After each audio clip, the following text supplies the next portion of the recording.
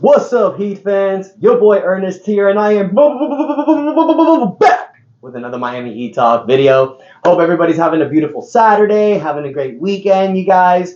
Take a moment, go ahead and click the subscribe button if you're not subscribed already, you guys. Don't forget to smash the like button. Help your boy with this YouTube algorithm. So I'm going to make your Saturdays better, you guys, because we rolling with another Miami Heat Talk adventure. You know what time it is.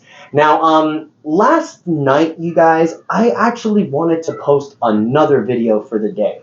I wanted to spoil you guys and give you two. The reason why I didn't know if a trade was going to happen this morning or not.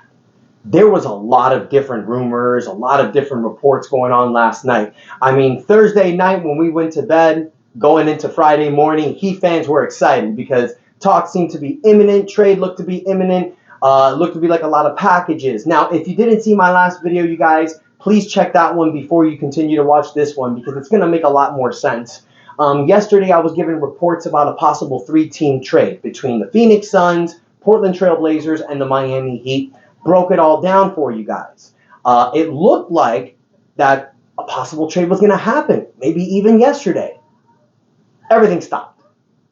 Posted a couple videos a couple days ago about the Toronto Raptors. They floated away. There's a lot of different reports that are coming out. There's people that are saying things like Chicago's interested.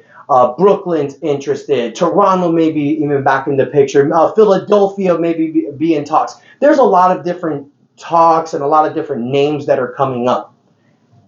And what's going to happen a lot of times is people are going to get overwhelmed, confused, and for Heat fans, you might get a little scared. Because a lot of the recent reports are indicating that the Portland Trail Blazers aren't even talking to the Miami Heat. That they're trying to find other teams to facilitate a multi-team deal. So you heard from Woj yesterday, and I saw a few of you in my comments yesterday talking about Woj, so I'm going to address it right now. Adrian Wojnarowski came out on ESPN yesterday and said that a trade between Portland and Miami is not imminent, and that they're not even talking. Part of that is true, you guys. And Chris Haynes was on a podcast 2 days ago, and he also said that the Portland Trail Blazers are refusing to talk to the Miami Heat. It's like I've said to you guys in the past, and I have to say it again because if I don't say it in this video, people aren't going to bring it up. Adrian Wojnarowski, Woj, has direct ties to the Portland Trail Blazers. One of his closest friends is the assistant general manager in the Portland Trail Blazers. Jesus, I've said this so many times. Okay, Woj wants to report it first. These reporters don't care about what's factual. They care about who posts it first because that's all that matters in the industry. So Woj, who has direct ties with Portland, has come to an agreement that the moment a deal happens, he will be the first to report it. And in return, Portland are going to tell Woj things to say on ESPN to drive up Damian Lillard's market price. That's what it is. So, like I said to some of you in the comments yesterday, and I'm going to say it here in the video, take what Woj says with a grain of salt. I will take everything that Adrian Wojnarowski posted, print it out on a nice sheet of paper, roll that sumbitch and wipe my ass with it. Because it really doesn't mean anything. Like if Woj says something on behalf of Portland, I ain't listening to it. That's just a fact. Shoot, even Damian Lillard's cousin posted on Twitter that don't believe the stuff that Woj says. I know that doesn't mean anything, but hey, you never know. Now, the person that I do listen to when it comes to Damian Lillard's camp, and I've said this before, Shams Charania and Chris Haynes. These are the guys that report on the player's perspective. Woj reports on the team's perspective. Got it? Good. Chris Haynes reported, like I mentioned earlier, that Portland's refusing to talk to the Heat. Brian Windhorst, yesterday on ESPN, stated that the Miami Heat are not desperate to make this trade. That the Miami Heat are not going all in their package. They're not giving their best offer because they don't feel like they have to. Why the hell would Pat Riley and Andy Ellsberg not give their best package if they knew there were other teams ready to trade for Dame? It's because, in my opinion, there's no other teams ready to trade for Damian Lillard. That's my opinion. That's what I fully believe. I think all of this is a ploy. I think all of this is strategy. I think Portland is trying to do everything that they can to drive Miami's price up. That's all this is. It was reported last week, you guys, that apparently the Miami Heat are daring the Portland Trail Blazers to find another team. What the hell do you think all this is? What do you think all this is? Why do you think Utah's coming up, Toronto's coming up, Chicago's coming up, Philadelphia's coming up?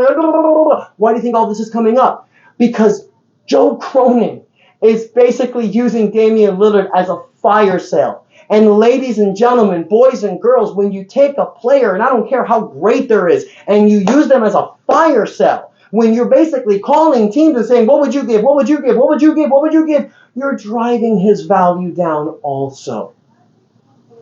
Do I think that's really what's happening? No. It's like I've reported before, you guys, and I've said this multiple times. Woj said it over a week ago.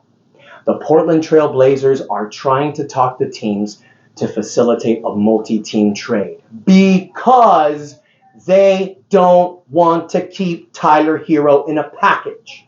I've said this before, and for the love of God, I'm going to say it again. If you include Tyler Hero in a package, it is the best option for Portland because it is going to bring Portland more draft picks, which is what you need when you're a rebuilding team. Miami's draft picks are not great right now, but remember, Miami can offer Portland draft picks for 2028 and 2030. You don't know what your team's going to be like then. Those picks may be valuable. Miami's also going to give pick swaps for Portland as well. So Portland is going to get some value from Miami, but sending Tyler Hero to another team to get more draft picks is going to help them as well because some of those teams giving those draft picks may be better picks as well. That's why Tyler Hero's value. So what do I think is happening? I think, yes, Portland Trail Blazers are calling teams. I believe, yes, that Joe Cronin is calling teams, but he's not asking about Damian Lillard.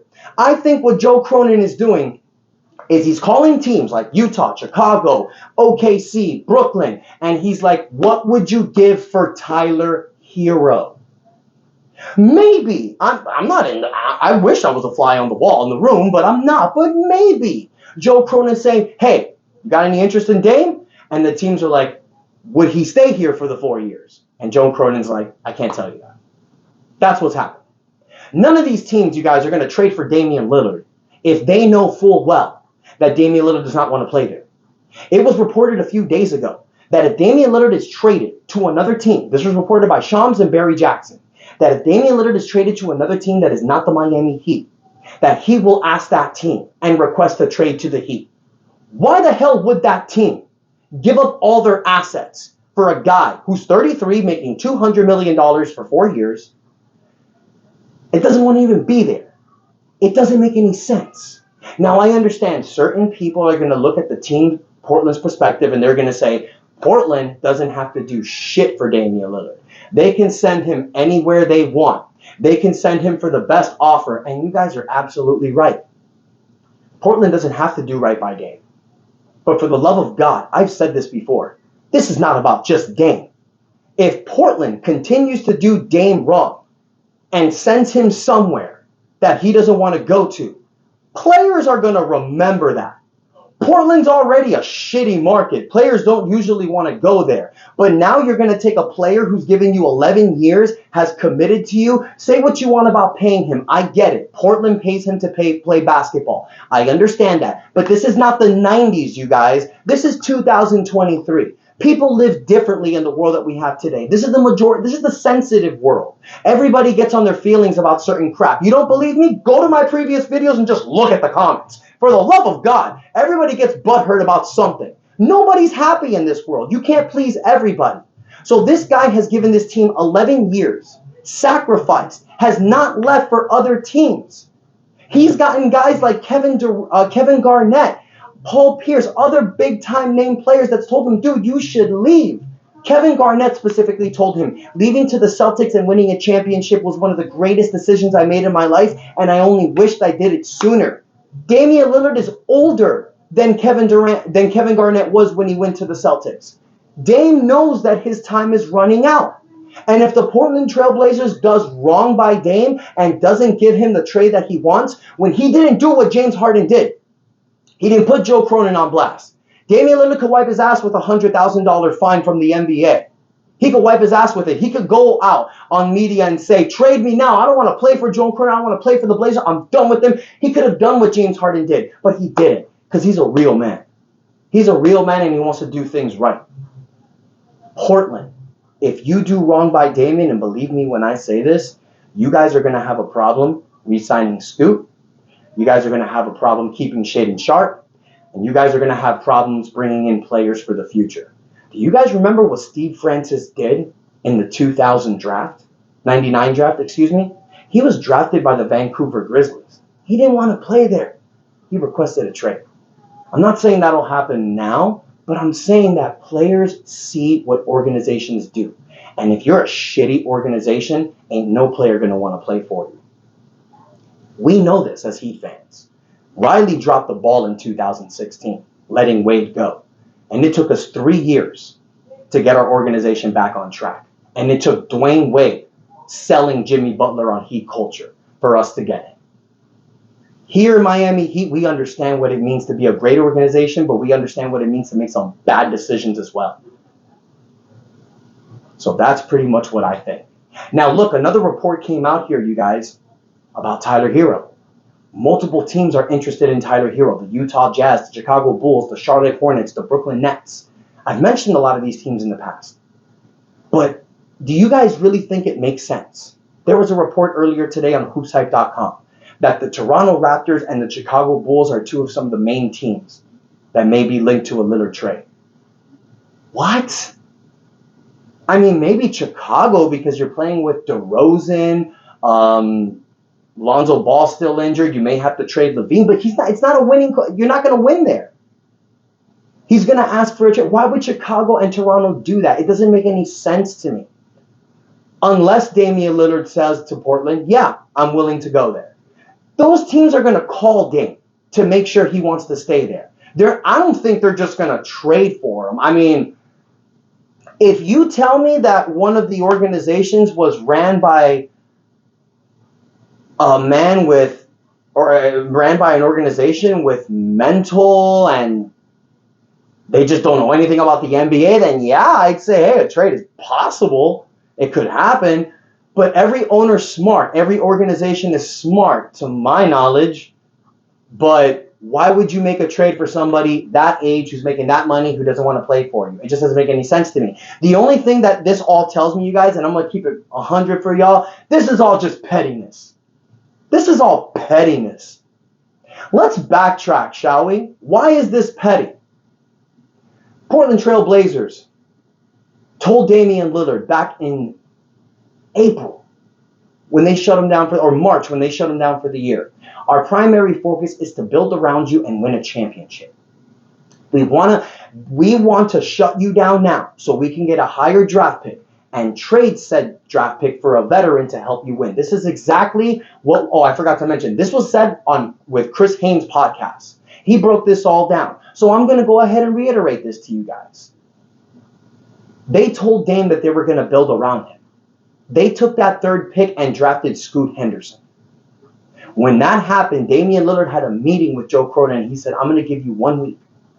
You want to draft Scoot? You want to keep him? Cool. I'm going to give you 1 week to try to do something, build around this team, make some moves, make something happen. They did nothing. What's that, ladies and gentlemen? It's a lie. It's a lie. You're telling the man you're going to do one thing and you don't do it. Now, I'm not going to say that Portland 100% lied to them. Yeah, fine. But you know what? Let's backtrack for a second because it maybe really wasn't a lie. They probably tried and they just couldn't do it. So they drafted Scoot and they couldn't make any other deals. So Damian Lillard requested a trade. That pissed off. It didn't piss off Portland.